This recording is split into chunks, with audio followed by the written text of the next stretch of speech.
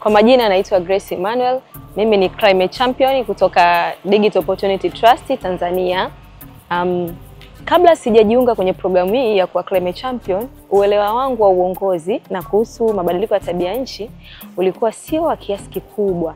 Lakini baada ya kujiunga na programu hii, nimepata uelewa mkubwa zaidi kuhusu mabadiliko ya tabia nchi na jinsi gani ya kujihusisha pamoja na jamii. Ikiwa nitaulizwa kuhusu safari yangu ni kwa kushirikiana na jamii katika kukabiliana na matatizo ya mabadiliko ya tabia nchi, kuhakikisha vijana kwa pamoja tunashiriki kwenye kukabiliana na matatizo ya mabadiliko ya tabia nchi.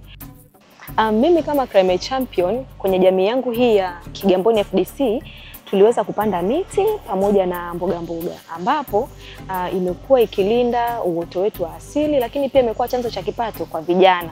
Kwani sasa hivi tunao uwezo wa kutumia mboga hizi kwa kuuza katika jamii yetu inayotuzunguka na vijana wamejipatia kipato. Sisi kama jamii hapo mwanzo tuliona ya kuwa mabadiliko ya tabia ya nchi ni jambo lisilotuhusu moja kwa moja, lakini kupitia ushirikiano na elimu kutoka DOT tumeona wazi athari tunazoziona: ukame, mafuriko, kupungua kwa mavuno zinasababishwa na tabia za binadamu. Sasa tunaelewa kuwa kupanda miti, kulinda ardhi na kilimo endelevu ni jukumu letu sote, si la serikali pekee. Aidha, jamii imeanza kushiriki kikamilifu katika utekelezaji wa miradi ya mazingira, ikibadilisha mtazamo na tabia kwa vitendo. Mbinu ya DOT ya kuwezesha vijana si tu imebadilisha mtazamo wangu, lakini umeongeza fikra yangu kwamba uwezeshaji wa vijana ni mbinu nzuri zaidi kwa ajili ya kuifikia jamii kwa urahisi. Kufikiwa kwa vijana kumekuwa ni mbinu ambayo DOT imewekeza zaidi. Ninaona nguvu hii ikifanya kazi kupitia hata mradi huu wa mazingira, ambapo vijana wamehusisha kwa hali kubwa zaidi, ikiwemo mimi kama Climate Champion, lakini vijana waliohusika katika utendaji kazi mzima, upandaji wa miti pamoja na mboga.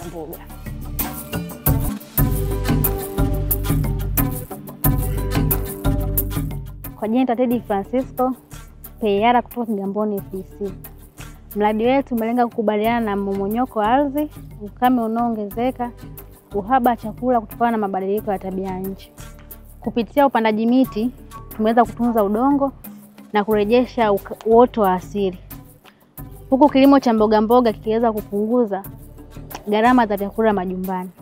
Tumeweza kuongeza uwezo wa jamii kujitegemea na kuwa na chakula kwa mwaka mzima, huku upandaji miti ukiweza kulinda sehemu zenye athari za mmomonyoko na kuongeza ongezeko la mvua. Jamii sasa inauelewa kutumia mbolea za asili na teknolojia ya kutunza maji. Kwa majina naitwa Rope Elisha Pilimbe, ni mwana PR kutoka Kigamboni FDC. Ndiyo, wanajamii sasa wamekuwa mstari wa mbele kulinda mazingira badala ya kukata miti kwa matumizi yao yasiyoendelevu. Wanapanda zaidi vijana na kina mama.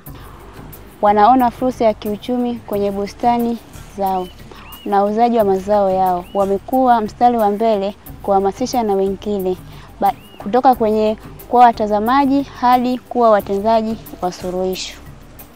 Kwa majina naitwa Athumani Fadhili, mimi ni mwanajamii.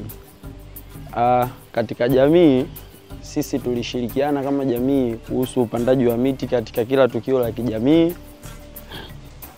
Tulishirikiana pia kuhusu kilimo kinachoendana na tabia nchi. Pia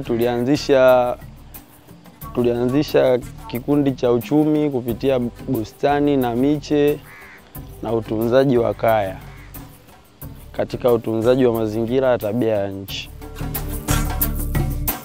Mimi pamoja na vijana wenzangu tunashirikiana kwa ajili ya kukabiliana na mabadiliko ya tabia nchi.